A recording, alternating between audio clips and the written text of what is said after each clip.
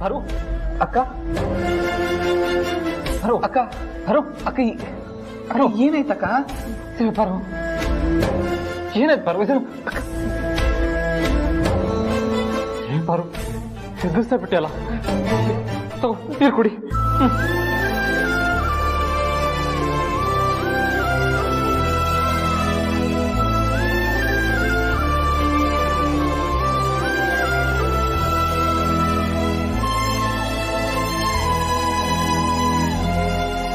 ಯಜಮಾನ್ರೆ, ಮಗು ಕಾಣ್ತಾ ಇಲ್ವಲ್ಲ, ಅದಕ್ಕೆ. ಅಲ್ಲ ಪಾರು, ಈ ರೀತಿ ಮನ್ಸಿಗೆ ಹಚ್ಕೊಂಡು ಕೊಡಕ್ತಾ ಇದ್ರೆ ಎಷ್ಟು ಭಯ ಆಗುತ್ತೆ ಗೊತ್ತಾ? ಅಲ್ಲ, ನಾವು ಮಗುನ ಹುಡ್ಕಕ್ಕೆ ನಮ್ಮ ಕೈಲಾದ ಪ್ರಯತ್ನ ಮಾಡ್ತಾ ಇದೀವಿ ತಾನೆ. ಮಗು ಸಿಕ್ಕೇ ಸಿಗುತ್ತೆ, ನಂಬಿಕೆ ಇಟ್ಕೋಬೇಕಲ್ವಾ? ಅದನ್ನ ಬಿಟ್ಟು ಈ ರೀತಿ ಜ್ವರ ಜಾಸ್ತಿಯಾಗಿ ಪ್ರಜ್ಞೆ ತಪ್ಪೋ ಥರ ಆದ್ರೆ ಹೇಗೆ ಹೇಳು? ನೋಡು ಪಾರು, ನಾಳೆ ಬೆಳಗ್ಗೆ ನಾವು ಹಾಸ್ಪಿಟ್ಲಿಗೆ ಹೋಗ್ತಾ ಇದೀವಿ, ಟ್ರೀಟ್ಮೆಂಟ್ ತಗೋತಾ ಇದೀವಿ ಅಷ್ಟೇ. ಬೇಡ ಯಜಮಾನ್ರೆ, ನಾನು ಹೇಳಿದ್ನಲ್ವಾ, ಕಷಾಯ ಮಾಡ್ಕೊಂಡು ಕುಡಿತೀನಿ. ನಾಳೆ ಸಂಜೆ ಒಳಗೆ ಸರಿ ಹೋಗ್ಲಿಲ್ಲ ಅಂತಂದ್ರೆ ಆಮೇಲೆ ನೀವು ಹೇಳ್ದಾಗೆ ಡಾಕ್ಟರ್ ಹತ್ರ ಹೋಗೋಣ. ಗಡಿ, ನೀನು ಮಲ್ಕೋ.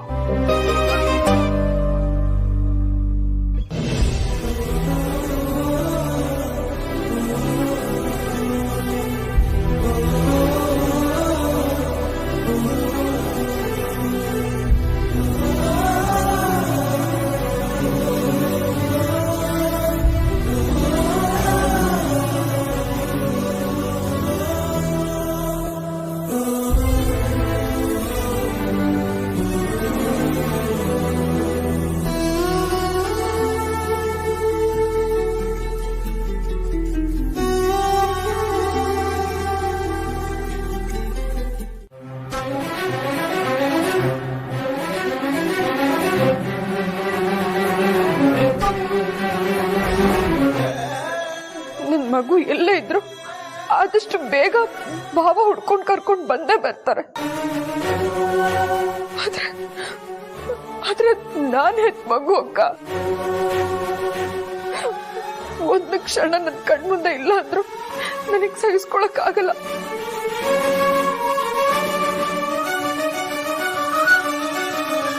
ಅದಕ್ಕೆ ಜ್ವರ ಬಂದಿರೋದು. ಭಾವನ್ ಮಾತಿನ ಮೇಲೆ ನನಗೆ ನಂಬಿಕೆ ಇಲ್ಲ ಅಂದಿದ್ರೆ ಬರೀ ಜ್ವರ ಮಾತ್ರ ಅಲ್ಲ, ನನ್ ಮಗು ಬಗ್ಗೆ ಯೋಚನೆ ಮಾಡ್ತಾ ಮಾಡ್ತಾ ನನ್ ಪ್ರಾಣನೇ ಹೋಗಿರೋದು.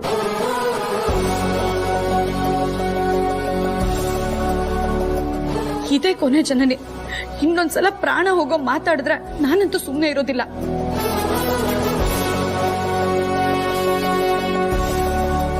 ಇದೇನಕ್ಕ ಇದು? ನಿಮಗೂ ಜ್ವರ ಬರ್ತಾ ಇದೆ? ಹೌದಮ್ಮ, ನಿನ್ನೆ ರಾತ್ರಿಯಿಂದನೇ ಜ್ವರ ಇದೆ.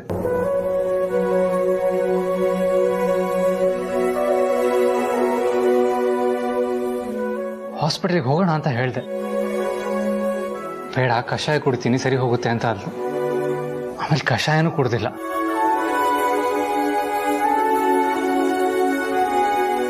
ತಪ್ಪಲ್ವಾ ಅಕ್ಕ? ಸರಿ, ಈಗ ನಾನು ಜ್ಯೂಸ್ ಕುಡಿತೀನಿ. ಆದ್ರೆ ಒಂದ್ ಕಂಡೀಷನ್, ಈ ಜ್ಯೂಸ್ನ ಇಬ್ರು ಅರ್ಧರ್ಧ ಕುಡಿಯೋಣ, ಮಾತ್ರನ ಇಬ್ರು ತಗೊಳ್ಳೋಣ, ಸರಿನಾ?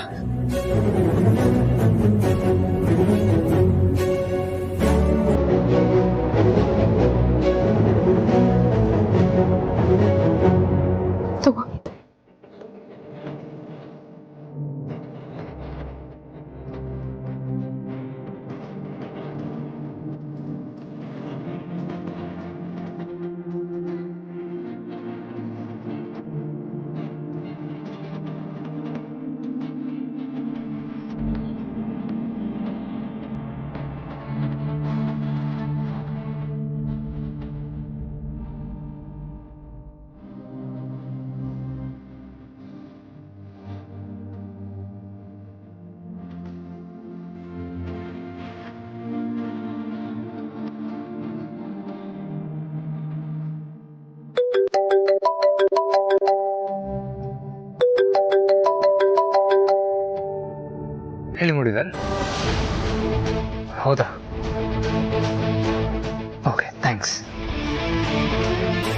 ಅದೇ ಯಾರ ಫೋನು? ಮಗು ಬಗ್ಗೆ ಏನಾದರೂ ಗೊತ್ತಾಯ್ತಾ? ಇಲ್ಲ. ನಾನು ಒದ್ದಾಡ್ತಿದ್ದೆ ನಿನ್ ಮಗಳ ಹತ್ರ ಅವಳ ಮಗಳನ್ನ ಹೇಗಪ್ಪ ಸೇರ್ಸೋದು ಅಂತ. ನನ್ಗೆ ಐಡಿಯಾನೇ ಹೊಳ್ದಿರ್ಲಿಲ್ಲ. ಆದ್ರೆ ನಿನಗ್ ಹೊಳಿತು ನೋಡು. ನೀನ್ ಅರಸನಕೋಟೆಯಿಂದ ಮಗುನ ಇಲ್ಲಿಗೆ ತಗೊಂಡ್ ಬಂದಿರೋ ವಿಷಯ ನನಗ್ ಗೊತ್ತಿದ್ರು ನನಗ್ ಗೊತ್ತಿಲ್ಲ ಅನ್ನೋ ತರಾನೇ ನಡ್ಕೊಂಡಿದ್ದೀನಿ. ನಿಮ್ಮಿಂದ ತುಂಬಾ ಉಪಕಾರ ಆಯ್ತು. ಆದ್ರೆ ನೀವಿಲ್ಲಿಗೆ ಬಂದಿದ್ದು ನಿನ್ ಮೊಮ್ಮಗನ ವಾಪಸ್ ಕರ್ಕೊಂಡು ಹೋಗೋದಕ್ಕೆ.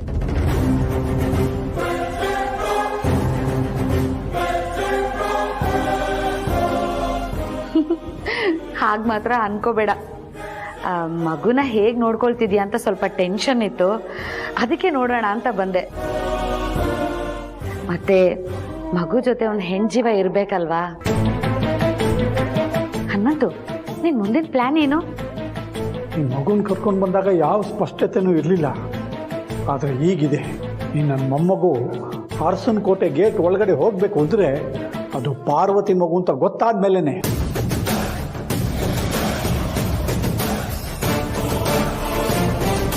ಹಲೋ ಹನುಮಂತು, ಏನಪ್ಪ ನಿನ್ ಮೊಮ್ಮಗಳು?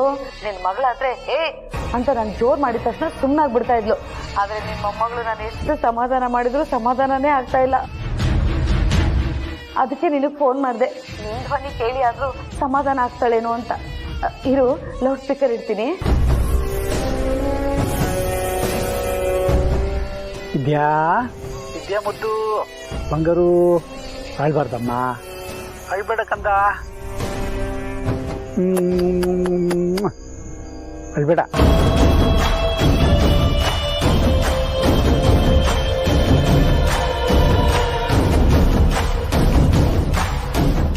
ಏನ್ ಮ್ಯಾಜಿಕ್ ಇದೆ ಹನುಮಂತು ನಿನ್ ಧ್ವನಿಲಿ? ನಿನ್ ಧ್ವನಿ ಕೇಳಿದ ತಕ್ಷಣ ಅವಳುನೇ ನಿಲ್ಲಿಸ್ಬಿಟ್ಲು ನಿನ್ ಮೊಮ್ಮಗಳು. ಹುಷಾರು ಹನುಮಂತು, ನೀನ್ ಈ ತರ ಸಮಾಧಾನ ಮಾಡೋದನ್ನ ಯಾರಾದ್ರೂ ಅಲ್ಲಿ ಕೇಳಿಸ್ಕೊಂಡ್ಬಿಟ್ಟಾರು. ಸರಿ ಮೇಡಮ್.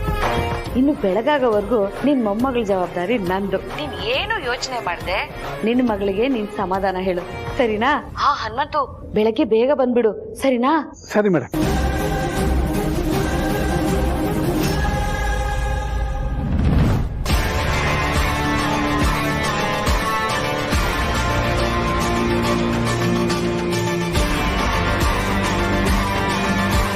ದೊಡ್ಡ ಯಜಮಾನ್ರೆ, ನೀವು ಯಾವಾಗ ಬಂದ್ರಿ? ಅವಾಗಲೇ ಬಂದೆ ಅಂತ ಅಂದ್ಕೊಡಿ. ಮನೆಯೊಳಗೆ ನೆಟ್ವರ್ಕ್ ಚೆನ್ನಾಗೇ ಸಿಗುತ್ತಲ್ಲ. ಆದರೂ ಫೋನ್ ತಗೊಂಡು ಆಚೆ ಯಾಕೆ ಬಂದ್ರಿ? ಯಾರ್ದು ಫೋನು? ಇದು ನನ್ನ ಫ್ರೆಂಡ್ದು. ಅವ್ರ ಹೆಸರು ಗೋಪಾಲ ಅಂತ. ಮತ್ತೆ ವಿದ್ಯಾ ಅಂದರೆ ಯಾರು? ನೀವು ಫೋನಲ್ಲಿ ಯಾರ್ದೋ ಜೊತೆ ವಿದ್ಯಾ, ಮುದ್ದು, ಬಂಗಾರ ಅಂತ ಮಾತಾಡ್ತಾ ಇದ್ರಿ. ಅದನ್ನು ನಾನೇ ನನ್ನ ಕಿವಿಯಾರೆ ಕೇಳಿಸ್ಕೊಂಡಿದ್ದೀನಿ. ವಿದ್ಯಾ ಅನ್ನೋ ಹೆಸರು ಪಾರು ನಮ್ಮ ಮಗು ಬದುಕಿದಿದ್ರೆ ಆ ಮಗುಗೆ ಹೆಸರಿಡಬೇಕು ಅಂತ ಅಂದ್ಕೊಂಡಿದ್ದ ಹೆಸರು. ಇನ್ನು ಮುದ್ದು ಅಂತ ಪ್ರೀತು ಮಗು ಕರೆಯೋದು. ಅದೇ ಇವಾಗ ಕಾಣೆ ಆಗಿರೋ ಮಗು. ಅಲ್ಲಿಗೆ ದೊಡ್ಡ ಯಜಮಾನ್ರು ಈಗ ತಾನೇ ಬಂದಿಲ್ಲ. ನಾನು ಫೋನ್ನಲ್ಲಿ ಮಾತಾಡಿದ್ದೆಲ್ಲ ಕೇಳಿಸ್ಕೊಂಡಿದ್ದಾರೆ. ಹುಷಾರಾಗಿ ಉತ್ತರ ಕೊಡಬೇಕು. ಒಂದು ವೇಳೆ ಅವ್ರಿಗೆ ಅನುಮಾನ ಶುರುವಾಗಿದ್ರು ಈ ಕ್ಷಣದಲ್ಲೇ ಅದನ್ನು ಜಾಣ್ ತಂದಿಂದ ಚೂಟ್ ಹಾಕ್ಬಿಡ್ಬೇಕು. ಅದು ನನ್ನ ಫ್ರೆಂಡ್ ಮೊಮ್ಮಗಳ ಹೆಸರು ಕೂಡ ವಿದ್ಯಾ ಅಂತ. ನಾನು ಅದನ್ನು ಪ್ರೀತಿಯಿಂದ ಮೊಮ್ಮಗಳೇ, ಮುದ್ದು, ಬಂಗಾರು, ಚಿನ್ನು ಅಂತೆಲ್ಲ ಕರಿತೀನಿ. ನಮ್ಮ ಪಾರ್ವತಿ ಜನನಿ ಮಗುಗೆ ಮುದ್ದು, ಬಂಗಾರು ಅಂತ ಕರಿತಿದ್ದನ್ನು ಕೇಳಿಸ್ಕೊಂಡಿದ್ದೆ. ಅದಕ್ಕೆ ನಾನು ಹಾಗೆ ನಮ್ಮ ಪಾರ್ವತಿ ನಿಮ್ಮನ್ನೇ ಕೇಳ್ತಾ ಇರೋದು. ಯಾವ ಚಿಂತೆಯಲ್ಲಿ ಮುಳುಗೋಗಿದ್ದೀರಾ? ಮಗುಗೆ ಸಂಬಂಧಪಟ್ಟಿದ್ದೇನಾದ್ರೂ ಇದ್ರೆ ಹೇಳಿ. ನಾನು ಒಂದು ದ್ವಂದ್ವದಲ್ಲಿ ಸಿಕ್ಕಾಕೊಂಡಿದ್ದೀನಿ ಪಾರು. ಒಂದ್ಸಲ ಅನ್ಸುತ್ತೆ ನಮ್ಮ ಮಗು ಕಾಣೆ ಆಗಿರೋದ್ರ ಹಿಂದೆ ಅನುಷ್ಕಾ ಇದ್ದಾಳೆ ಅಂತ. ಮತ್ತೆ ಒಂದ್ಸಲ ಅನ್ಸುತ್ತೆ ನಮ್ಮ ಭಯಕ್ಕೆ ದೇಶ ಬಿಟ್ಟೋಗಿರೋ ಅನುಷ್ಕಾ ನಮ್ಮ ಮಗು ತಂಟೆಗೆ ಬರೋದಕ್ಕೆ ಸಾಧ್ಯ ಇಲ್ಲ, ಇದ್ರ ಹಿಂದೆ ಬೇರೆ ಯಾರೋ ಇದ್ದಾರೆ, ಅವ್ರು ಯಾರು ಅಂತ ಪತ್ತೆ ಮಾಡಬೇಕು ಅಂತ. ಒಂದು ಅನುಮಾನ ಶುರುವಾಗಿದೆ ಅಂದ್ರೆ ಅದನ್ನ ಬುಡದ ಸಮೇತ ಕಿತ್ತಾಕ್ಬೇಕು ಯಜಮಾನ್ರೆ. ಅಂದ್ರೆ ಅದ್ರ ಸತ್ಯಾಸತ್ಯತೆನ ಪೂರ್ತಿಯಾಗಿ ತಿಳ್ಕೋಬೇಕು. ಅನುಷ್ಕಾನೇ ಮಗುನ ಕದ್ದಿರ್ಬೋದು ಅಂತ ನಮ್ಮೆಲ್ರಿಗೂ ಬಲವಾದ ಅನುಮಾನ ಇದೆ. ಹೀಗಿರೋವಾಗ ನಾವು ಅದ್ರ ಕಡೆ ಗಮನ ಕೊಡಬೇಕು. ಅದ್ರ ಜೊತೆಗೆ ಮಿಕ್ಕ ಎಲ್ಲ ಕಡೆಗೂ ಹುಡ್ಕೋ ಪ್ರಯತ್ನ ಮಾಡಬೇಕು. ನೀನು ಹೇಳಿದ ಕರೆಕ್ಟ್ ಪಾರು. ಸಲ ಅನುಮಾನ ಶುರುವಾಗಿದೆ ಅಂದರೆ ನಾವು ಅದನ್ನು ಬುಡದ ಸಮೇತ ಕಿತ್ತಾಕಬೇಕು. ಅದ್ರ ಸತ್ಯಾಸತ್ಯತೆನ ಪೂರ್ತಿಯಾಗಿ ತಿಳ್ಕೋಬೇಕು. ಸರಿ ಯಜಮಾನ್ರೆ, ನಾನು ಹೋಗಿ ಅಪ್ಪಂಗೆ ಕಾಫಿ ಮಾಡಿಕೊಡ್ತೀನಿ. ಯಜಮಾನ್ರೆ, ಇವತ್ತಾದರೂ ಮಗು ಸಿಗುತ್ತಲ್ವಾ? ನಾವೆಲ್ಲರೂ ನಮ್ಮ ಕೈಲಾದ ಪ್ರಯತ್ನ ಮಾಡ್ತಿದ್ದೀವಲ್ವ ಪಾರು. ಸಿಗುತ್ತೆ ಅನ್ನೋ ನಮಗೆ ನಮ್ಮೆಲ್ಲರೂ ಬೇಡ.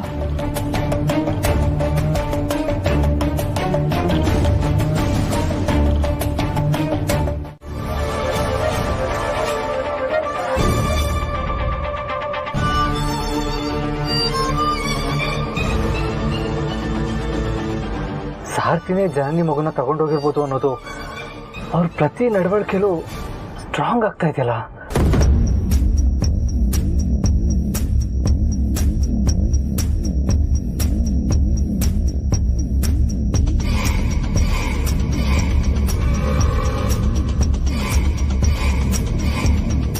ಕೇಳದೆ ಕಾರ್ ಕೀನು ತಗೊಂಡು ಹೋಗೋರಲ್ಲ ನಮ್ಮ ಸಾರ್ತಿ. ಅಂಥದ್ರಲ್ಲಿ ಪ್ರೀತು ಜನನಿ ಮಗುನ ಯಾರಿಗೂ ಹೇಳ್ದೆ ಕೇಳ್ದೆ ಹೇಗೆ ಎತ್ಕೊಂಡು ಹೋಗೋದಕ್ಕೆ ಸಾಧ್ಯ? ಹೇಗೆ ಮುಚ್ಚೋಡೋದಕ್ಕೆ ಸಾಧ್ಯ? ಕಾರಣನಾದ್ರೂ ಬೇಕಲ್ವಾ?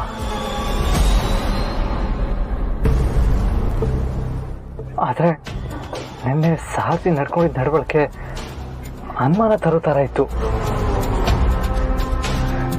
ದೇವ್ರೆ, ನಾನೇ ನಿನ್ನ ಹತ್ರ ಬೇಡ್ಕೊಳ್ತೀನಿ, ದಯವಿಟ್ಟು ಸಾರ್ತಿ ಅಂತ ದೊಡ್ಡ ತಪ್ಪು ಮಾಡದೇ ಇರಲಿ. ನನ್ನ ಅನುಮಾನ ಸುಳ್ಳಾಗ್ಲಿ.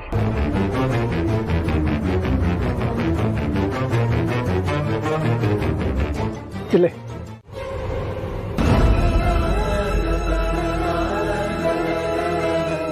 ಇಲ್ಲೂ ಇಲ್ವಲ್ಲ, ಎಲ್ಲಿ ಹೋದ್ರು?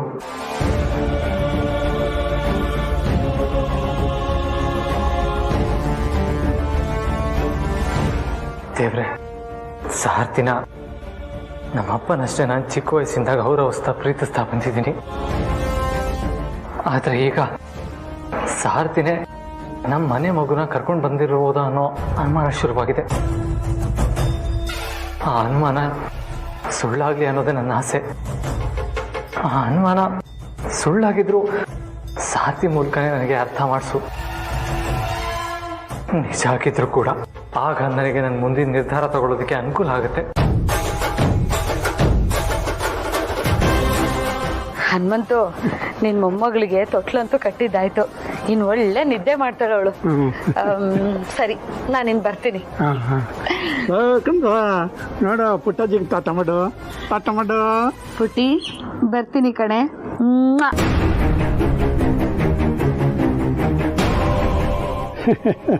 ನಡಿ ನಡಿ, ಮಾಮನ ತೊಟ್ಲಲ್ಲಿ ಆನಂದವಾಗಿ ನಿದ್ದೆ ಮಾಡುವಂತೆ.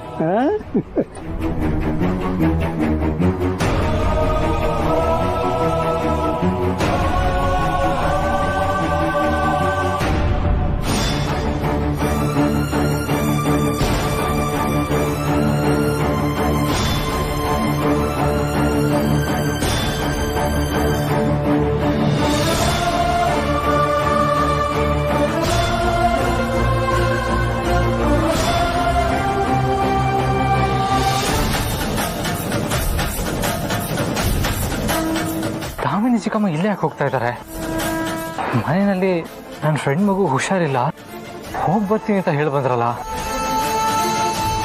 ಇಲ್ಲಿ ಯಾವ ಫ್ರೆಂಡ್ ಮನೆ ಇದೆ? ಅಥವಾ ದೇವಸ್ಥಾನಕ್ಕೆ ಬಂದಿದ್ರಾ? ಅವ್ರ ದೇವಸ್ಥಾನಕ್ಕೆ ಬಂದಿರೋದಾದ್ರೆ ಗರ್ಭಗುಡಿ ಇಲ್ಲಿದೆಯಲ್ಲ, ನಾನಿವಾಗ ಅಲ್ಲಿಂದನೇ ಬಂದೆ. ಚಿಕ್ಕಮ್ಮ ನೋಡಿದ್ರೆ ದೇವಸ್ಥಾನದ ಹಿಂದಿಂದ ಬರ್ತಾ ಇದ್ರಲ್ಲ. ಇಲ್ಲ, ಚಿಕ್ಕಮ್ಮ ಇಲ್ಲೇನು ಮಾಡ್ತಾ ಇದ್ರು, ಸಾರ್ತಿ ಎಲ್ಲಿ ಹೋಗಿದ್ದಾರೆ ಅನ್ನೋದನ್ನ ಪತ್ತೆ ಹಚ್ಚಲೇಬೇಕು.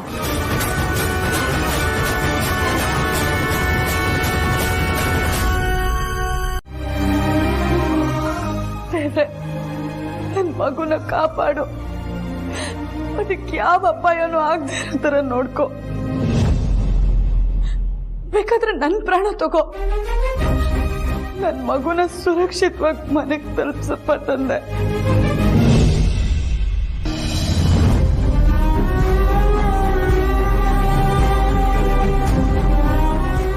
ಆದಷ್ಟು ಬೇಗ ನಮ್ಮ ವಂಶದ ಕುಡಿ ಕ್ಷೇಮವಾಗಿ ನಮ್ಮ ಮನೆಗೆ ಬಂದು ಸೇರೋ ಹಾಗೆ ಮಾಡಪ್ಪ. ಕಡೆ ಪಕ್ಷ ಮಗು ಸುರಕ್ಷಿತವಾಗಿದೆ ಅನ್ನೋ ಒಂದು ಸೂಚನೆನಾದ್ರೂ ನಮ್ಮಲ್ಲಿ ಯಾರಿಗಾದ್ರೂ ಒಬ್ರಿಗಾದ್ರೂ ಕೊಡಪ್ಪ.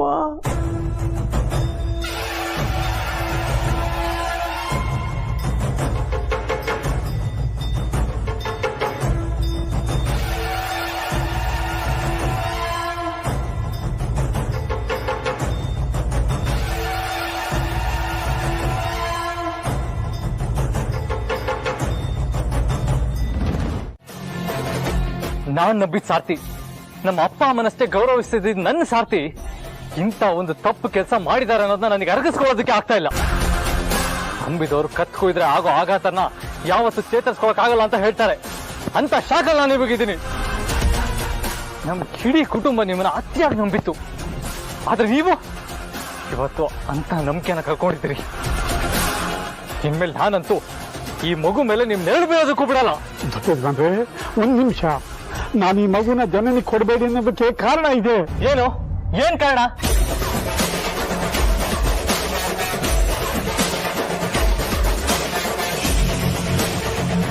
ಹೇಳು ಪಾರು. ಹಲೋ ಯಜಮಾನ್ರೆ, ಮಗು ಬಗ್ಗೆ ಏನಾದ್ರೂ ಗೊತ್ತಾಯ್ತಾ? ಎಲ್ಲ ಗೊತ್ತಾಯ್ತು ಪಾರು. ಮಗು ಸಿಕ್ಬಿಡ್ತು.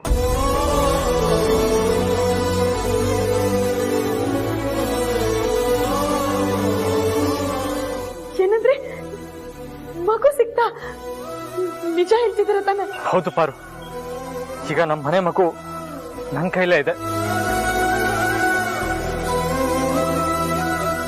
ಯಜಮಾನ್ರೆ, ಮಗು ಹುಷಾರಾಗಿದೆ ತಾನೆ? ಅದಕ್ಕೇನು ತೊಂದರೆ ಆಗಿಲ್ಲ ಅಲ್ವಾ? ತೊಂದರೆ ಆಗೋದಕ್ಕೆ ನಾನ್ ಬಿಡ್ತೀನ? ಇನ್ 1 ಅವರಲ್ಲಿ ನಾನ್ ಮನೇಲಿ ಇರ್ತೀನಿ. ನಮ್ಮ ಮನೆ ಮಗು ಅಲ್ಲಿರುತ್ತೆ. ಜನನಿ ಅಮ್ಮ ಎಲ್ಲರಿಗೂ ಹೇಳ್ಬಿಡು. ಸರಿ ಯಜಮಾನ್ರೆ.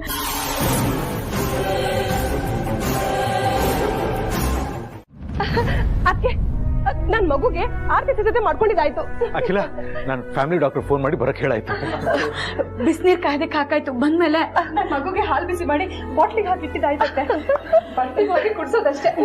ಆಮೇಲೆ ಈಗ್ಲೇ ಹೇಳ್ತಾ ಇದೀನಿ, ಮಗು ಬರ್ತಿದ್ ಹಾಗೆ ನಾನ್ ಎತ್ಕೊಳ್ತೀನಿ, ನನ್ ಮಗಳು ಬರ್ತಿದ್ ಹಾಗೆ ನನ್ ಕೈಲಿ ಕೊಡಿ, ನಾನ್ ಎತ್ಕೊಳ್ಬೇಕು ಅಂತ ಯಾರು ರಿಕ್ವೆಸ್ಟ್ ಮಾಡ್ಕೊಳ್ಳೋ ಹಾಗಿಲ್ಲ. ಯಾರು ನನ್ನನ್ನ ಬಲವಂತ ಮಾಡೋ ಹೋಗಿಲ್ಲ. ಆ ಮಗು ಮೊದ್ಲು ತನ್ನ ಹೆತ್ತ ತಾಯಿ ಹತ್ರನೇ ಹೋಗ್ಬೇಕು, ಅಂದ್ರೆ ನನ್ನ ಹತ್ರ ಬರ್ಬೇಕು.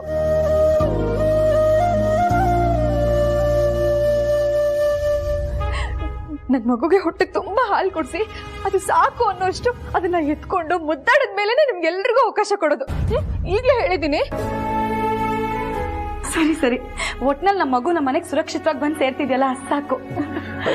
ಬಟ್ ಬ್ರೋ, ಇಷ್ಟೊತ್ತಾದ್ರೂ ಮಗುನ ಯಾಕೆ ಕರ್ಕೊಂಬಂದಿಲ್ಲ? ಆದಿಗೂ ನಮ್ಮಷ್ಟೇ ಅವಸರ ಇರುತ್ತೆ. ಆದಷ್ಟು ಬೇಗ ಮಗುನ ಮನೆಗೆ ತಂದು ತಲುಪಿಸ್ಬಿಡ್ಬೇಕು ಅಂತ. ಆದ್ರೆ ಈ ಟ್ರಾಫಿಕ್ ಏನ್ ಕಡಿಮೆನಾ?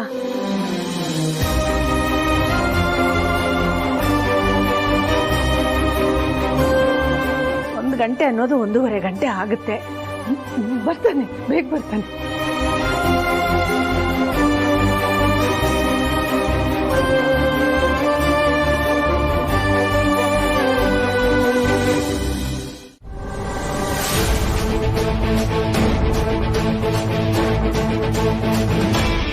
ಓ, ನಿಮ್ ಟೆನ್ಷನ್ ಏನು ಅಂತ ನನ್ಗೆ ಅರ್ಥ ಆಯ್ತು ಬಿಡಿ. ನನ್ಗೆಲ್ಲಿ ಹೋಗಿ ಅಮ್ಮನ ಹತ್ರ ಮಗು ಎತ್ಕೊಂಡು ಹೋಗಿ ನೀವೇ ಅಂತ ಹೇಳ್ತೀನಿ ಅಂತ ನಿಮಗೆ ಭಯನಾ? ನೀವ್ ಅದ್ರ ಬಗ್ಗೆ ತಲೆ ಕೆಡ್ಸ್ಕೊಂಬೇಡಿ. ನಿಮ್ಮಿಂದ ಅರಸನ್ ಕೋಟೆಗೆ ನಂಬಿಕೆ ದ್ರೋಹ ಆಗಿದೆ ಅಂತ ನಾನು ಯಾರಿಗೂ ಹೇಳಲ್ಲ, ಪಾರಿಗೂ ಕೂಡ. ಯಾಕೆ ಅಂದ್ರೆ ಮನ್ಸಿಗೆ ತೀರಾ ಹತ್ರ ಆದವರಿಂದ ನಂಬಿಕೆ ದ್ರೋಹ ಆದಾಗ ತಡ್ಕೊಳ್ಳೋದು ಎಷ್ಟು ಕಷ್ಟ ಅಂತ ನನ್ಗೆ ಅನುಭವ ಆಗಿದೆ. ಆ ನೋವು ಅವ್ರ ಅನುಭವಕ್ಕೂ ಬರೋದು ಬೇಡ. ದಯವಿಟ್ಟು ನನ್ನ ಮಾತು ಕೇಳಿ. ಮಗುನ ನೀವ್ ಯಾವ ಉದ್ದೇಶ ಇಟ್ಕೊಂಡು ಕಿಡ್ನಾಪ್ ಮಾಡಿದ್ರು ಅದು ನನಗೆ ಬೇಕಾಗಿಲ್ಲ. ಆದ್ರೆ ಜನನಿ ಮಡ್ಲಿಗೆ ಈ ಮಗು ಸೇರೋದಷ್ಟೇ ನನಗೆ ಮುಖ್ಯ. ಅದು ಜನನಿ ಮಗು ಅಲ್ಲ, ನಿಮ್ಮ ಮಗು.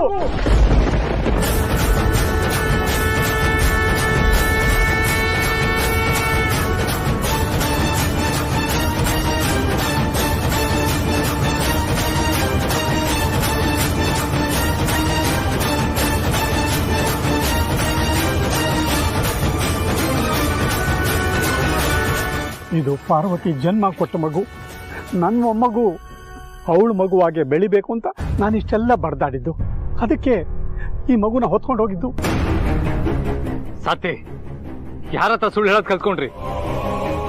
ಇದನ್ನ ಯಾರ ಹತ್ರ ಹೇಳಿದ್ರೆ ನಿಜ ಅಂತ ನಂಬಿಡ್ತಾರೆ. ಆದ್ರೆ ನೀವು ಯಾಕೆ ನಿಜ ಅಂತ ನಂಬ್ತಿಲ್ಲ? ಸುಳ್ಳನ್ನ ಯಾಕೆ ನಿಜ ಅಂತ ನಂಬಬೇಕು? ನಾನು ಹೇಳ್ತಿರೋದು ಸುಳ್ಳಲ್ಲ, ಇದು ನಿಜವಾಗ್ಲೂ ನಿಮ್ಮ ಪಾರ್ವತಿಯ ಪ್ರೀತಿಯ ಸಂಕೇತ. ನಿಮ್ಮ ಪಾರ್ವತಿ ಮಗು ದೊಡ್ಡ ಯಜಮಾನ್ರೆ.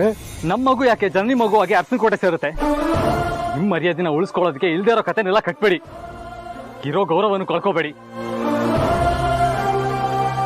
ಅಖಿಲ ಪಾದ ಸಾಕ್ಷಿಯಾಗಿ ಹೇಳ್ತಾ ಇದ್ದೀನಿ, ಅದು ನಿಮ್ಮ ಪಾರ್ವತಿ ಮಗು.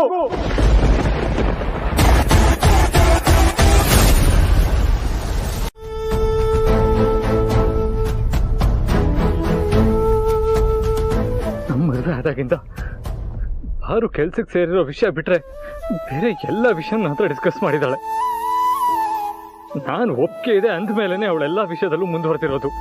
ನನ್ನ ಮಗು ಬಗ್ಗೆ ಎಷ್ಟೆಲ್ಲ ಕನ್ಸು ಕಟ್ಕೊಂಡಿದ್ದೀನಿ ಅಂತ ಗೊತ್ತಿದ್ದು ಯಾರು ನಮ್ಮ ಮಗು ಸತ್ತು ಹೋಗಿದೆ ಅಂತ ಹೇಳೋದಕ್ಕೆ ಹೇಗೆ ಸಾಧ್ಯ ಸಾರ್ತಿ? ನನಗೆ ಮಗುನ ದಾರಿ ಹೇಳೋದಕ್ಕೆ ಹೇಗೆ ಸಾಧ್ಯ?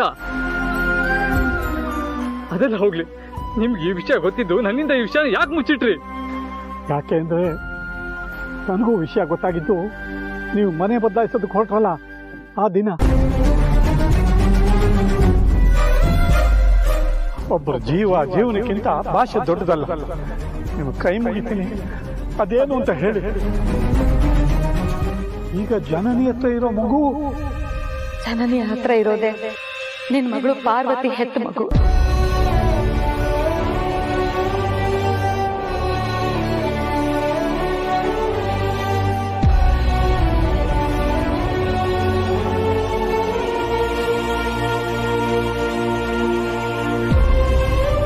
ಆದಿ ಫೋನ್ ಮಾಡಿ ಎಷ್ಟೊತ್ತಾಯ್ತು? 1 hour ಅಲ್ಲಿ ಬರ್ತೀನಿ ಅಂತ ಹೇಳ್ದ. ಪ್ರೀತು, ಒಂದ್ಸಲ ಆದಿ ಫೋನ್ ಮಾಡು. ಸರಿ.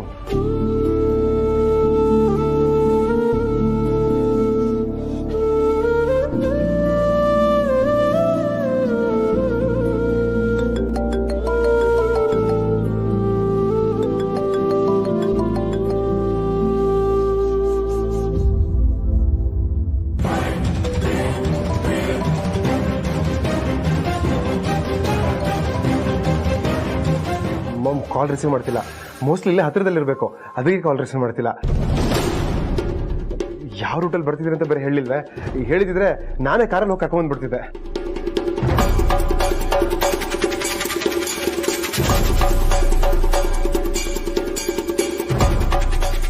ಜೀವನ ಪರ್ಯಂತ ನಾನು ಅರಸನಕೋಟೆ ಸೇವಕ. ನನ್ನ ಜೀವ ಇರೋವರೆಗೂ ಹಾಗೆ ಇರ್ತೀನಿ ಕೂಡ. ಆದರೆ ಒಬ್ಬ ತಂದೆಯಾಗಿ ಮಗಳಿಗೆ ನ್ಯಾಯ ಕೊಡಿಸ್ಬೇಕಾದ್ದು ಒಬ್ಬ ಅಪ್ಪನ ಕರ್ತವ್ಯ ಅಲ್ವಾ?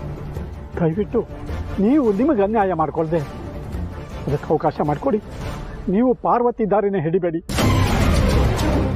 ಜನರಿಗಾದರೆ ಮತ್ತೆ ಮಕ್ಕಳಾಗುತ್ತೆ, ಆದರೆ ನನ್ನ ಮಗಳಿಗೆ ಆ ಭಾಗ್ಯನೇ ಇಲ್ಲ. ಈ ಜನ್ಮದಲ್ಲಿ ಯಾವುದಾದ್ರೂ ಮಗು ಅವಳಿಗೆ ಅಮ್ಮ ಅನ್ಬೋದು ಅನ್ನೋದಾದರೆ ಅದು ಈ ಮಗು ಮಾತ್ರ. ಅದಕ್ಕೆ ನಿಮ್ಮ ಕೈ ಮುಗಿತೀನಿ.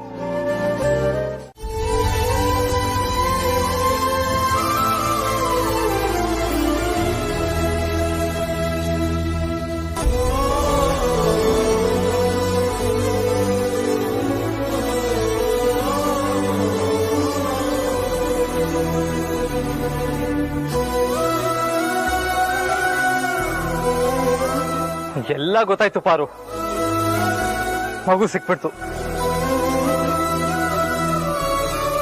ಆಮೇಲೆ ಗೊತ್ತಾಯ್ತು ಅದು ನಮ್ಮ ಜನನಿ ಪ್ರೀತು ಮಗು ಅಲ್ಲ ಅಂತ.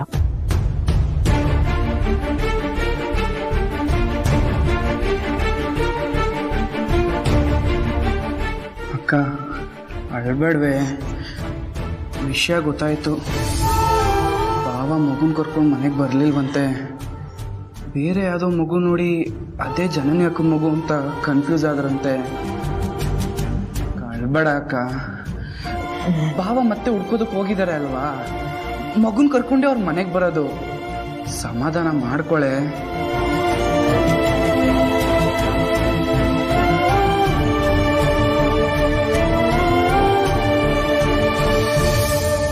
ನಿಜವಾಗ್ಲೂ ಕಳ್ದೋಗಿರೋದು ಜನನಿ ಅಕ್ಕ ಎತ್ತ ಮಗುನ?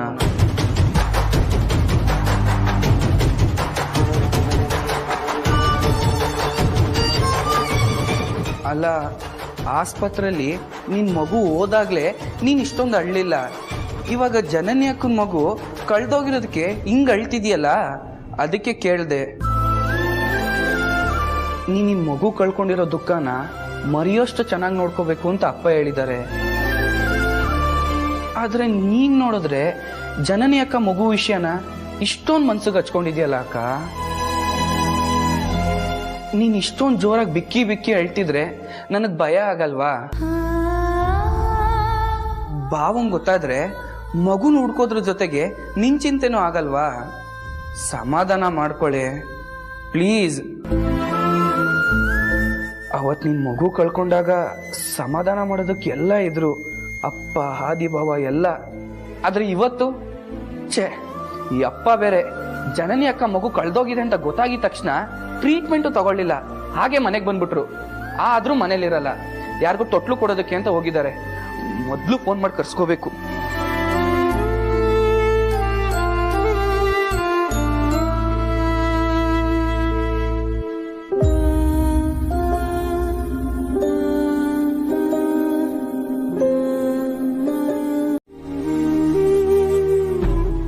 ಪಾರ್ವತಿ ಜನನಿ ಮಗುನ ಅತಿಯಾಗಿ ಹಚ್ಕೊಂಡಿದ್ದನ್ನು ಕಂಡು ಪಾರ್ವತಿನ ಕರ್ಕೊಂಡು ಬೇರೆ ಮನೆ ಮಾಡ್ಕೊಂಡು ಹೋಗಿ ಅಂತ ಅಂದಿದ್ದೆ. ಇದು ನಮ್ಮ ಪಾರ್ವತಿದೆ ಮಗು ಅಂತ ಗೊತ್ತಾದ್ಮೇಲೆ ನಮ್ಮ ಪಾರ್ವತಿನೇ ಮಗಳ ರೂಪದಲ್ಲಿ ಬಂದಿರೋ ದೇವತೆ ಅಂತ ಅನ್ನಿಸ್ಬಿಡ್ತು. ಅದಕ್ಕೆ ನೀವು ಬಾಡಿಗೆ ಮನೆ ಮಾಡ್ಕೊಂಡು ಹೋಗೋದನ್ನು ತಡೆದೆ.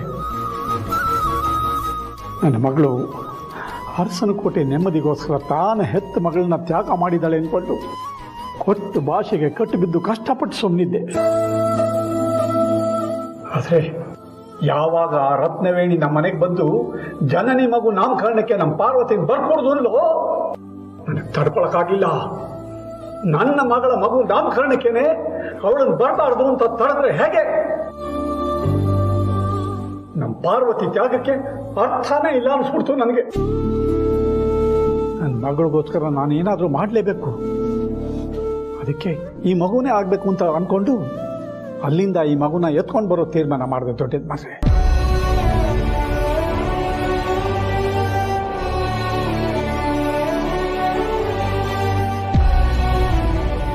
ನೀವೇನೋ ಮಗುನ ನಮ್ಗೆ ಗೊತ್ತಾಗ್ತಿರೋ ಎತ್ಕೊಂಬಂದ್ರಿ, ಆದರೆ CCTV ಫುಟೇಜಸ್ನೆಲ್ಲ ಡಿಲೀಟ್ ಮಾಡಿದ್ಯಾರು?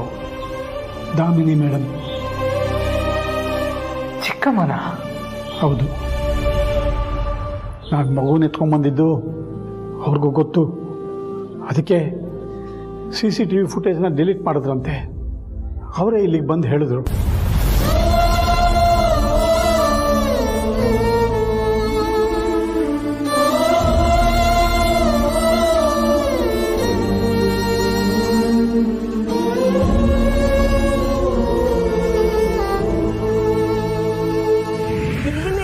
ಇದೆಲ್ಲ ನಾವು ಪಾಪ ಹುಟ್ಟುತ್ತಲ್ಲ ಅವಾಗ ಹಾಕೋದಕ್ಕೆ ಈ ಬಟ್ಟೆ, ಇದು ಟೋಪಿ ಬೆಚ್ಚಗಿರ್ಲಿ ಅಂತ ಈ ಸ್ವೆಟರ್.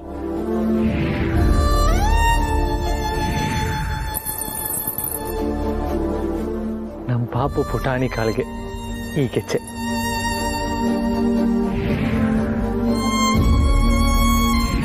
ನೀವೇನೇ ಹೇಳಿ, ನನಗೆ ಗಂಡು ಮಗುನೇ ಬೇಕು. ಇಲ್ಲ, ನಮ್ಗೆ ಹುಟ್ಟೋದು ಹೆಣ್ಮಗುನೇ, ನೀನು ನೋಡಬೇಕಾದ್ರೆ. ನೀವಿಬ್ರು ಸೊಸೆಯಂದ್ರಿಗೂ ಹೆರಿಗೆ ಆಯ್ತು ಮ್ಯಾಮ್, ಇಬ್ರಿಗೂ ಹೆಣ್ಮಗು ಆಗಿದೆ.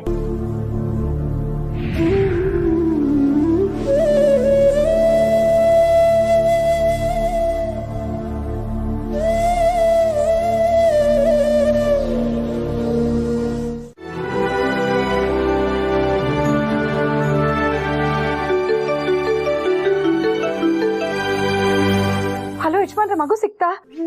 ಇಲ್ಲ ಪಾರು, ಹುಡುಕ್ತಾ ಇದ್ದೀನಿ.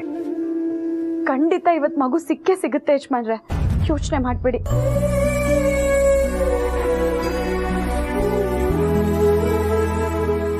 ಹೇಗೆ? ಅದು ಹೇಗೆ ಇಷ್ಟು ಕಾನ್ಫಿಡೆಂಟ್ ಆಗಿ ಹೇಳ್ತಾ ಇದೆಯಾ? ದೇವ್ರ ಫೋಟೋ ಮುಂದೆ ನನ್ನ ಮಗು ಸುರಕ್ಷಿತವಾಗಿದೆಯೋ ಇಲ್ವೋ ಅಂತ ಬೇಡ್ಕೋತಾ ಇದ್ದೆ. ಆಗ ದೇವ್ರು ಬಲಗಡೆಯಿಂದ ಹೂ ಕೊಡ್ತು. ಅಲ್ಲಿಗೆ ನಮ್ಮ ಮಗು ಅಂದ್ರೆ ನಮ್ಮ ಮನೆ ಮಗು ಸುರಕ್ಷಿತವಾಗಿರುತ್ತಲ್ವ ಯಜಮಾನ್ರೆ? ನಿನಗ ನಂಬಿಕೆ ಇದೆ ಅಂದ್ರೆ ಸುರಕ್ಷಿತವಾಗಿರಲೇಬೇಕು. ಮಗು ಕಳೆದು ಹೋದಾಗಿಂದ ನೀನು ಇವಾಗಲೇ ಒಂದು ಸ್ವಲ್ಪ ರಿಲ್ಯಾಕ್ಸ್ ಅಂತ ಅನಿಸ್ತಾ ಇರೋದು.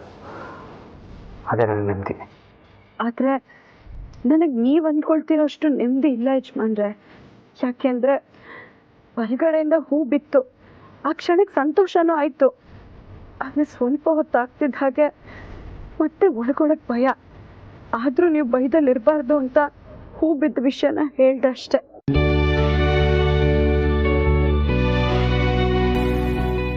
ಪಾರು, ನಾನು ಮಾತಾಡ್ತಾ ಕೇಳಿಸ್ತಾ ಇದೆಯಾ? ಹಾ ಯಜಮಾನ್ರೆ, ಕೇಳಿಸ್ತಾ ಇದೆ. ಇವತ್ತು ನಮ್ಮ ಮಗು ಸಿಕ್ಕೇ ಸಿಗುತ್ತಲ್ವಾ?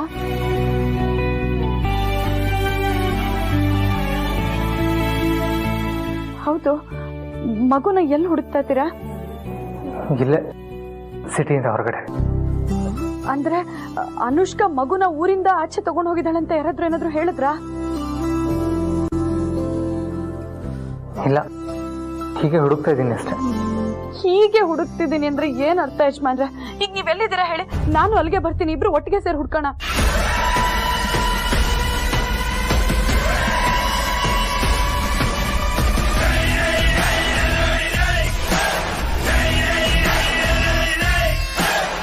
ಮಗು ಅಳ್ತಾ ಇದೆ, ಅದ್ ನನ್ ಮಗು ಧ್ವನಿನೇ. ಕಂದ, ಮುದ್ದು, ವಿದ್ಯಾ, ಎಲ್ಲಿದ್ಯಮ್ಮ? ಯಜಮಾನ್ರೆ, ನೀವು ಮಗು ಸಿಕ್ಕಿಲ್ಲ ಅಂತಂದ್ರೆ ಮಗು ಅಳ್ತಾ ಇದೆ ಅಲ್ಲಿ. ಹಲೋ ಹಲೋ ಯಜಮಾನ್ರೆ, ಹಲೋ ಹಲೋ ಪುಟ್ಟಿ, ಕಂದ. ಯಜಮಾನ್ರೆ ಯಾಕೇನು ಮಾತಾಡ್ತಾ ಇಲ್ಲ?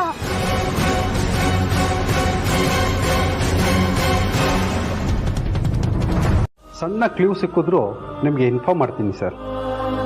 ಆಯ್ತು ಇನ್ಸ್ಪೆಕ್ಟರ್, ಥ್ಯಾಂಕ್ ಯು. ಅಖಿಲ, ಮಕ್ಕಳಿಗೆ ಸೊಸೆಯಂದ್ರಿಗೆ ಧೈರ್ಯ ಹೇಳ್ಬೇಕಾದ್ ನೀನೇ ಈಗ ಧೈರ್ಯ ಕೆಟ್ರೆ ಹೇಗೆ? ಮಕ್ಳಿಗೆ ಧೈರ್ಯ ಹೇಳ್ತೀನಿ, ಅದ್ರ ಅರ್ಥ ನನಗೆ ತುಂಬಾ ಧೈರ್ಯ ಇದೆ ಅಂತ ಅಲ್ಲ. ಮಗು ಕಾಣೆ ಆದ ಕ್ಷಣದಿಂದ ಇಲ್ಲಿವರೆಗೂ ಯಾರಿಗೂ ತೋರಿಸ್ಕೊಳ್ದೆ ನನ್ನೊಳಗೆ ನಾನು ಭಯದಲ್ಲಿ ಒದ್ದಾಡು ಹೋಗ್ತಾ ಇದ್ದೀನಿ. ಮನೆಗೆ 2 ಮೊಮ್ಮಕ್ಕಳು ಬರುತ್ತೆ ಅಂತ ಕನ್ಸ್ಕೊಂಡಿದ್ದೆ. ಅದ್ರಲ್ಲಿ ಒಂದು ಮಗುನ ದೇವ್ರು ಕಿತ್ಕೊಂಡ್ಬಿಟ್ಟ. ಅಟ್ಲೀಸ್ಟ್ ಪ್ರೀತು ಜನನಿ ಮಗುನಾದ್ರೂ ಅರಸನ ಕೋಟೆಗೆ ಬೆಳಕಾಗುತ್ತೆ ಅಂತ ತಿಳ್ಕೊಂಡಿದ್ದೆ. ಅದು ಈಗ ಕಾಣೆ ಆಗಿದೆ ಅಂತಂದ್ರೆ ಯಾಕೆ ಆ ದೇವ್ರು ಇಷ್ಟೊಂದು ನಿಷ್ಕರುಣಿ ಆಗ್ಬಿಟ್ಟಿದ್ದಾನೆ? ಆ ದೇವ್ರಿಗೆ ನಮ್ಮೇಲೆ ಕರುಣೆ ಇರೋದಕ್ಕೆ ಅಲ್ವಾ ಒಬ್ಬ ಸೊಸೆಗಾದ್ರೂ ಆರೋಗ್ಯವಂತ ಮಗುನ ಕರುಣಿಸಿರೋದು. ಎಲ್ಲಿದೆ ಎಲ್ಲಿದೆ ಆ ಮಗು?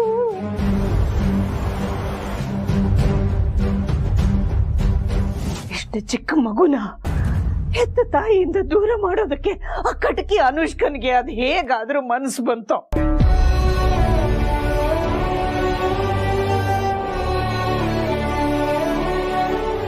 ಅಖಿಲ, ನೀನು ಜನನಿ ವಿಷಯದಲ್ಲಾಗ್ಲಿ ಅವಳು ಹುಟ್ಟುವ ಮಗು ವಿಷಯದಲ್ಲಾಗ್ಲಿ ಏನಾದ್ರೂ ಹರಿಸ್ಕೊಂಡಿದ್ಯಾ? ಇಲ್ಲ ರಘು, ಅದೇ ಪಾರ್ವತಿ ವಿಷಯದಲ್ಲಿ ಹರಕೆ ಹೋಗ್ತಿದ್ದೆ. ಪಾರ್ವತಿ ಅವಳ ಮಗು ಇಬ್ರು ಆರೋಗ್ಯವಾಗಿ ಬದುಕಿ ಉಳಿದ್ರೆ ನಿನ್ ಸನ್ನಿಧಾನಕ್ಕೆ ಕರ್ಕೊಂಡು ಬರ್ತೀನಿ ಅಂತ ಹರಿಸ್ಕೊಂಡಿದ್ದೆ.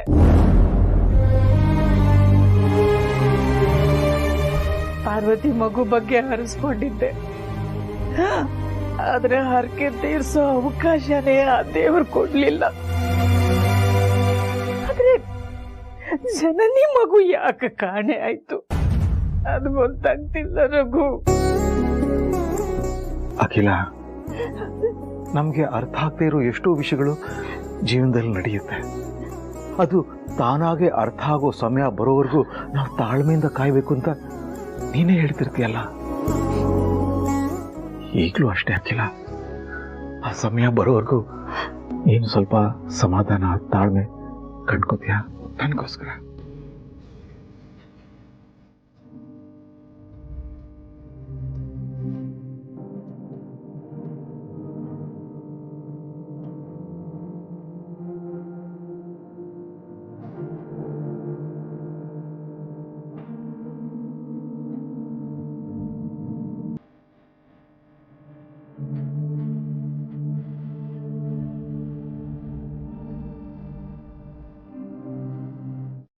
ಚನ್ಮಿ, ನಿಮ್ಮ ಬಾಬಾ ಹೇಳಿಲ್ವಾ ನಾಮಕರಣದ ವೇಳೆ ಅಷ್ಟೊತ್ತಿಗೆ ಮಗು ನಿನ್ನ ಮಡ್ಲಲ್ಲಿರುತ್ತೆ ಅಂತ? ಯೋಚನೆ ಮಾಡ್ಬಿಡ, ಧೈರ್ಯವಾಗಿರು. ಸರಿಯಾದ ಸಮಯಕ್ಕೆ ಊಟ ಮಾಡು, ಸರಿನಾ? ನಾನು ನಿನಗೆ ಮತ್ತೆ ಫೋನ್ ಮಾಡ್ತೀನಿ.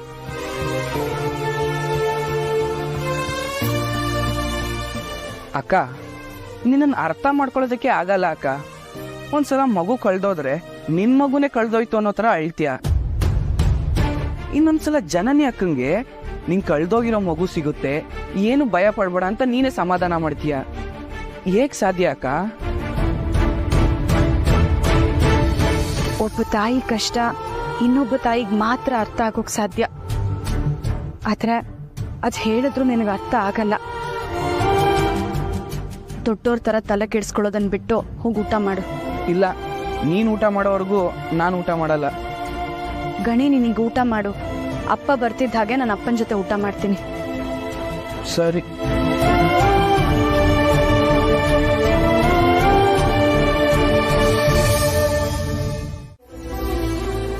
ಹೇಗಿದೆಯಮ್ಮ? ಅಪ್ಪ, ನನ್ನ ಮಗು ಕಾಡ್ತಿಲ್ಲ ಅಪ್ಪ.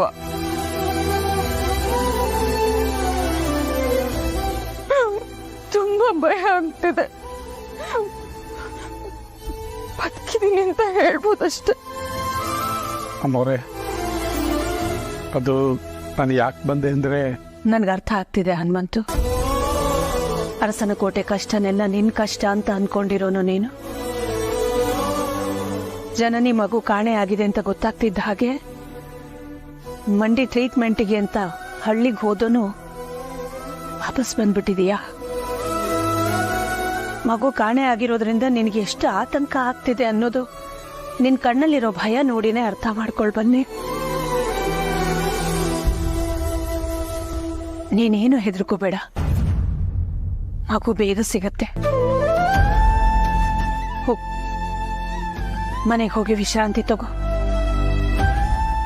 ಅಖಿಲಮ್ಮ ಕಷ್ಟಪಡೋದನ್ನ ಯಾವತ್ತೂ ಸಹಿಸದೇ ಇರೋನು. ಇವತ್ತು ನನ್ನಿಂದಾನೇ ಅವ್ರ ಇಡೀ ಕುಟುಂಬ ಕಷ್ಟಪಡ್ತಿದೆಯಲ್ಲ. ಹೋಗು ಹನುಮಂತು. ದೊಡ್ಡ ಯಜಮಾನರು ನನ್ನ ಮಗಳು ಕೂಡ ಅವ್ರ ಕುಟುಂಬನೇ ತಾನೇ. ಅವ್ರ ಕುಟುಂಬಕ್ಕೆ ನಾನು ನ್ಯಾಯ ಕೊಡೋಕೆ ಹೋಗ್ತಿರೋದು ಇಲ್ಲ. ಮುಂದೆ ಇಟ್ಟಿರೋ ಹೆಜ್ಜೆನ ಹಿಂದೆ ತೆಗಿ ಕೂಡ್ದು ನಾನು.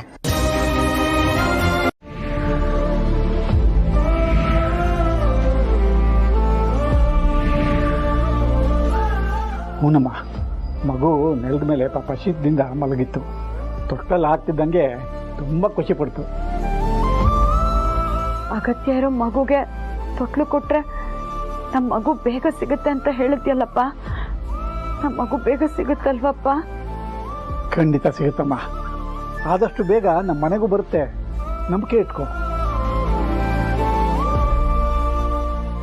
ನೀನಾಗ್ಲಿ ಯಜಮಾನ್ರಾಗ್ಲಿ ಈ ತರ ಧೈರ್ಯದ ಮಾತು ಹೇಳಿದಾಗ ನನಗೆ ಧೈರ್ಯ ಬರುತ್ತೆ.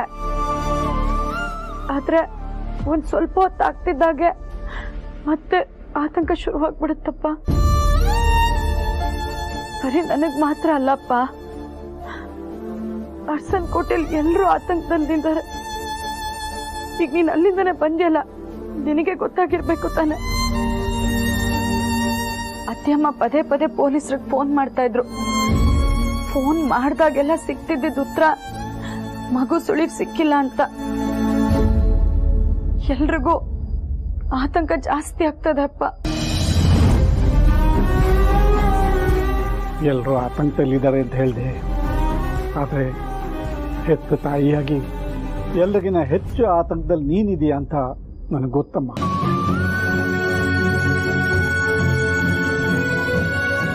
ಆ ಆತಂಕಕ್ಕೆ ಒಂದು ಪರಿಹಾರ ಸಿಗಲಿ ಅಂತ ನಾನು ಇಷ್ಟೊತ್ತವರೆಗೂ ದೇವಸ್ಥಾನದಲ್ಲಿ ದೇವ್ರನ್ನ ಬೇಡ್ಕೋತಾ ಕೂತಿದ್ದೆ. ಪಾಪ, ನಿನಗೆ ನನ್ನಿಂದ ಎಷ್ಟು ಚಿಂತೆ ಅಲ್ವಾ. ಮಗು ಹುಟ್ಟಿದ್ದಾಗೆ ಮಗುನ ಭುಜದ ಮೇಲೆ ಕೂರಿಸ್ಕೊಂಡು ಊರೆಲ್ಲ ಸುತ್ತಿಸ್ತೀನಿ ಅಂತ ಹೇಳ್ತಾ ಇದ್ದೆ. ನಿನ್ ಕೈ ಕೊಡಲ್ಲ ಅಂತಾನು ನಿನ್ನ ರೇಗಿಸ್ತಿದ್ದೆ. ಆ ಖುಷಿನೆಲ್ಲ ನಾನು ನಿನ್ನಿಂದ ಕಿತ್ಕೊಂಡ್ಬಿಟ್ಟೆ ಅಲ್ವಾ ಅಪ್ಪ.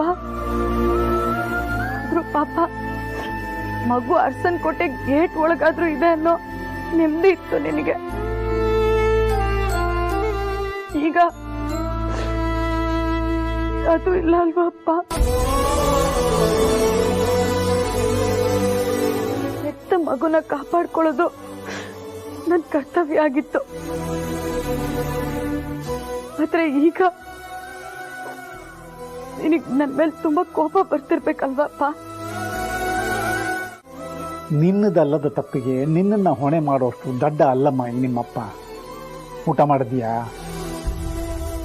ಮಾಡಿರಲ್ಲ ಅಂತ ನನಗೆ ಗೊತ್ತು. ನಡಿ ಊಟ ಮಾಡೋಣ. ಇಲ್ಲಪ್ಪ, ನನ್ನ ಮಗು ಕ್ಷೇಮವಾಗಿದೆಯೋ ಇಲ್ವೋ ಅಂತ ತಿಳ್ಕೊಳ್ಳೋವರೆಗೂ ನನಗೆ ಊಟ ಸೇರಲ್ಲ. ಅದು ಎಲ್ಲಿದೆಯೋ, ಹೇಗಿದೆಯೋ, ಹಾಲು ಕುಡಿತೋ ಅಥವಾ ಹಸ್ಕೊಂಡು ಅಳ್ತಿದ್ಯೋ ಏನೋ. ಚಿಂತೆ ಮಾಡಬೇಡಮ್ಮ. ಮಗು ಯಾರ ಹತ್ರ ಇದೆಯೋ, ನೀನೆಷ್ಟು ಆ ಮಗುನ ಪ್ರೀತಿಯಿಂದ ನೋಡ್ಕೋತಿದ್ಯೋ ಅವರು ಅಷ್ಟೇ ಚೆನ್ನಾಗಿ ನೋಡ್ಕೋತಿರ್ತಾರೆ. ಏನಪ್ಪ ನೀನು ಎಲ್ಲ ಕಣ್ಣಾರೆ ನೋಡ್ ಬಂದ ಹಾಗೆ ಮಾತಾಡ್ತಾ ಇದೀಯಾ? ನಂಬಿಕೆನೇ ಜೀವನ ಅಂತಾರೆ, ಕೇಳಿದೀಯಾ? ಈಗ ನಾವು ನಿನ್ನ ಮಗುನ ಯಾರೋ ನಿನ್ನಷ್ಟೇ ಪ್ರೀತಿಯಿಂದ ನೋಡ್ಕೋತಿದ್ದಾರೆ ಅಂತ ನಂಬ್ಕೊಂಡ್ರೆ ಅದೇ ನಿಜ ಆಗ್ಬೋದು ಅಲ್ವಾ? ಆಗ್ಲೇ ಅಲ್ವಾ ನಮಗೂ ಮಗುನ ಹುಡ್ಕೋದಕ್ಕೆ ಧೈರ್ಯ ಬರುತ್ತೆ, ಉತ್ಸಾಹ ಬರುತ್ತೆ. ಮಗು ಯಾರೋ ಒಳ್ಳೆಯವ್ರ ಕೈಲೇ ಸೇರಿದೆ ಅಂತ ನಂಬ್ಕೊಳ್ಳೋಣ.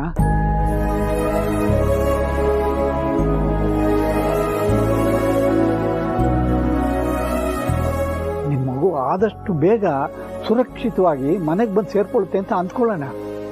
ಹಾಗೆ ಅನ್ಕೊಳ್ಳೋದು ನಿಜ ಆಗುತ್ತೆ ಅನ್ನೋದಾದ್ರೆ ನಾನು ಹಾಗೆ ಅನ್ಕೋತೀನಪ್ಪ.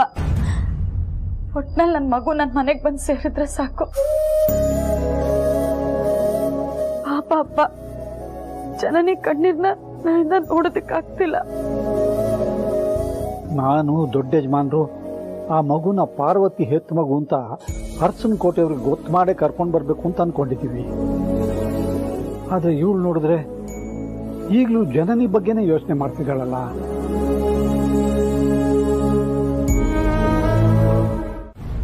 ಅಪ್ಪ, ನನ್ನ ಮಗಳಿಗೂ ಯಾರಾದ್ರೂ ಇದೇ ರೀತಿ ಊಟ ಅಂದ್ರೆ ಹಾಲು ಕುಡ್ಸೋರ್ ಜೊತೆಲಿದ್ರೆ ಚೆನ್ನಾಗಿರುತ್ತಲ್ವಾ ಅಪ್ಪ?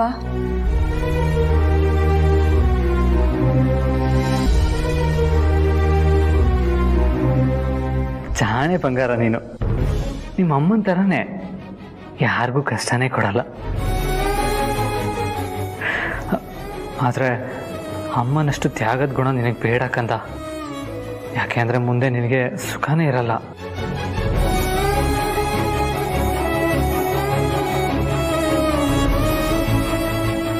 ನಿಮ್ಮಮ್ಮ ದೇವತೆ. ನಮ್ಮ ಮನೆತನದ ಸುಖ ಸಂತೋಷಕ್ಕಾಗಿ ನಿನ್ನನ್ನು ತ್ಯಾಗ ಮಾಡಿಬಿಟ್ಲು. ಆದರೆ ನಿಮ್ಮಪ್ಪ ಹಾಗಲ್ಲ ಕಂದ. ಯಾವತ್ತೂ ನಿನ್ನನ್ನು ಮಾತ್ರ ಇನ್ನೊಬ್ರಿಗೆ ಬಿಟ್ಕೊಡಲ್ಲ.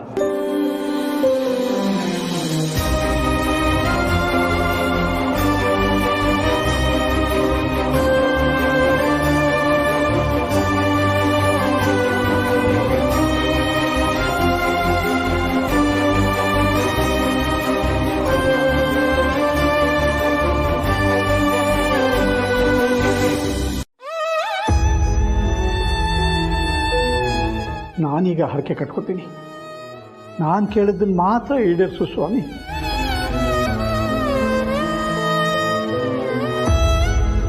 ವಕೀಲಮ್ಮನಿಂದ ಹಿಡಿದು ಪ್ರತಿಯೊಬ್ಬರಿಗೂ ಆ ಮಗು ನನ್ನ ಮಗಳದು ಅಂತ ಗೊತ್ತಾಗಬೇಕು. ನನ್ನ ಮಗಳ ಮಗುವಾಗಿ ಬೆಳಿಬೇಕು. ನನ್ನ ಮಗಳನ್ನೇ ಅಮ್ಮ ಅನ್ಬೇಕು. ದಯವಿಟ್ಟು ನನ್ನ ಬೇಡಿಕೆನ ಈಡೇರಿಸು ತಂದೆ.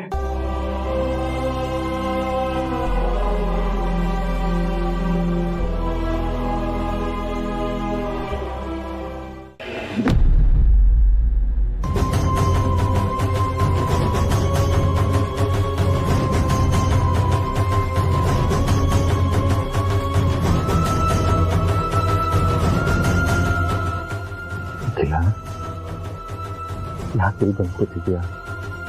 ನಿದ್ದೆ ಬರ್ತಿಲ್ವಾ? ಹೇಗೆ ನಿದ್ದೆ ಬರುತ್ತೆ ರಘು? ನಮ್ಮ ಮೊಮ್ಮಗು ಕಾಣೆಯಾಗಿದೆ. ಯಾರೋ ಎತ್ಕೊಂಡು ಹೋಗ್ಬಿಟ್ಟಿದ್ದಾರೆ. ಹಗಲು ರಾತ್ರಿ ಹುಡುಕ್ತಾನೇ ಇದ್ದೀವಿ. ಪೊಲೀಸ್ ಕಂಪ್ಲೇಂಟ್ ಕೊಟ್ಟಿದ್ದೀವಿ, ಆದ್ರೂ ಪತ್ತೆ ಆಗಿಲ್ಲ. ಎಂಥ ವಿಚಿತ್ರದ ಸಂದಿಗ್ಧದಲ್ಲಿ ಸಿಕ್ಕಾಕೊಂಡ್ಬಿಟ್ಟಿದ್ದೀವಿ. ಎಂಥ ಸಂಕಟ ಇದು. ಹೇಗ್ ನಿದ್ದೆ ಬರುತ್ತೆ ರಘು?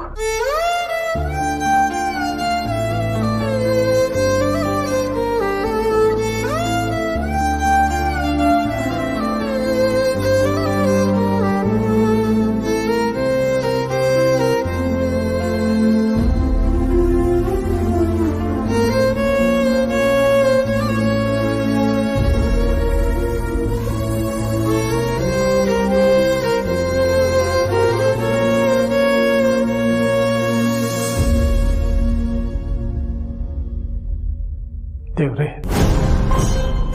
ನಾನು ಹರಕೆ ಹೊತ್ಕೊಂಡಿದ್ದೀನಿ. ಹರಕೆ ಮರಕ್ಕೆ ನನ್ನ ಮಗಳು ಹೆತ್ತ ಮಗು ನನ್ನ ಮಗಳನ್ನೇ ಅಮ್ಮ ಅಂತ ಕರಿಬೇಕು ಅಂತ. ಆದರೆ ಆ ಮಗು ಜನನಿ ಮಡಲ್ ಸೇರಬೇಕು ಅಂತ ನನಗಿಂತ ಮೊದಲು ಪಾರ್ವತಿ ಹರಿಸ್ಕೊಂಡಿದ್ದಾಳೆ. ಅವಳು ಹೊತ್ತ ಹರಕೆ ಫಲಿಸ್ಬಿಟ್ರೆ ಬೇಡ. ದಯವಿಟ್ಟು ಹಾಗಾಗದೇ ಇರಲಿ ದೇವ್ರೆ. ನಿನಗೆ 101 ತೆಂಗಿನಕಾಯಿ ಹೊಡಿತೀನಿ.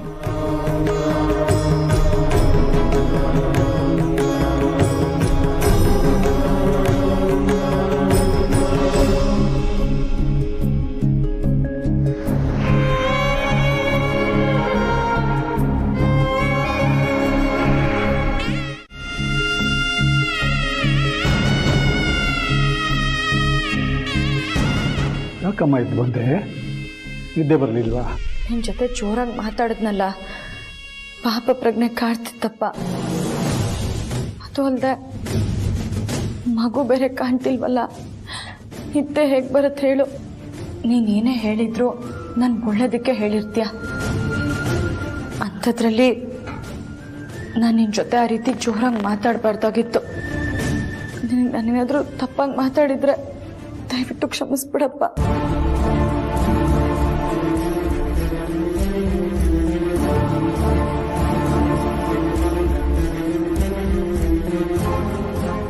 ಒಂದು ಮಾತಪ್ಪ, ಮಗು ಸಿಕ್ಕಿದ್ಮೇಲೆ ಮಗುನ ನೀನೇ ಉಳಿಸ್ಕೊ ಅಂತ ಮಾತ್ರ ಹೇಳ್ಬೇಡ.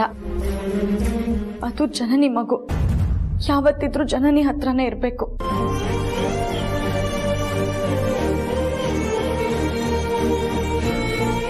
ಒಂದ್ಸಲ ಮಗು ಕ್ಷೇಮವಾಗಿ ಮನೆಗೆ ವಾಪಸ್ ಬರಲಿ ಅಂತ ಹರ್ಸು. ನಾನು ನಿನ್ನ ಹತ್ರ ಅಷ್ಟೇ ನಿರೀಕ್ಷೆ ಮಾಡೋದು. ಯಾಕೆ ಅಂದ್ರೆ ಅಷ್ಟು ಚಿಕ್ಕ ಮಗುನ ತಾಯಿ ಕೈಯಲ್ಲಿ ಮಾತ್ರ ಸಂಭಾಳಿಸೋದಕ್ಕೆ ಸಾಧ್ಯ ಅಪ್ಪ. ಅಂದ್ರೆ ಜನನಿಗೆ.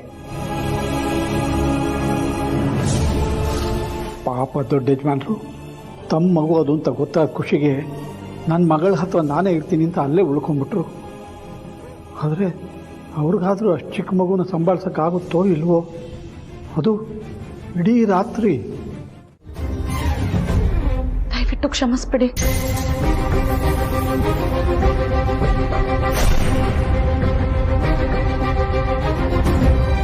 ಆದರೆ ಎಷ್ಟು ಯೋಚನೆ ಮಾಡಿದ್ರು ಆ ಹಿತಶತ್ರುಗಳು ಯಾರು ಅನ್ನೋದು ಗೊತ್ತಾಗ್ತಿಲ್ವಲ್ಲಮ್ಮ. ನನಗೂ ಕೂಡ ಗೊತ್ತಾಗ್ತಿಲ್ಲ ಅದಕ್ಕೆ. ಈ ಕ್ಷಣಕ್ಕೆ ನಮ್ಗೆ ಯಾರಿಗೂ ತೋಚ್ತಾ ಇರ್ಬೋದು, ಆದ್ರೆ ಆದ್ರೆ ನೀವೆಲ್ಲರೂ ಯೋಚನೆ ಮಾಡಿ ನೋಡಿ, ಖಂಡಿತ ಗೊತ್ತಾಗ್ಬೋದು. ಹಾ ಪಾರ್ವತಿ, ಖಂಡಿತ ಎಲ್ಲರೂ ಯೋಚನೆ ಮಾಡ್ತೀವಿ. ಹಾಗೆ ಒಂದು ವೇಳೆ ಏನಾದರೂ ನಮಗೆ ಯಾರ ಮೇಲಾದರೂ ಡೌಟ್ ಬಂದರೆ ಖಂಡಿತ ನಿನಗೆ ತಿಳಿಸ್ತೀವಿ, ಪೊಲೀಸ್ನವ್ರಿಗೂ ಹೇಳ್ತೀವಿ. ಅದಕ್ಕೆ ತುಂಬ ಹೊತ್ತಾಗಿದೆ, ಬನ್ನಿ ಮನೆಯವ್ರಿಗೂ ಬಿಟ್ಟು ಬರ್ತೀನಿ. ಸರಿ ಪಾರ್ವತಿ, ದೇವ್ರ ಮೇಲೆ ಭಾರ ಹಾಕ್ಬಿಡಮ್ಮ. ನಾವು ಎಲ್ಲ ಅದೇ ಮಾಡ್ತಿರೋದು. ಒಂದು ಸ್ವಲ್ಪ ಮಲ್ಕೊಂಡು ವಿಶ್ರಾಂತಿ ತಗೊಮ್ಮ.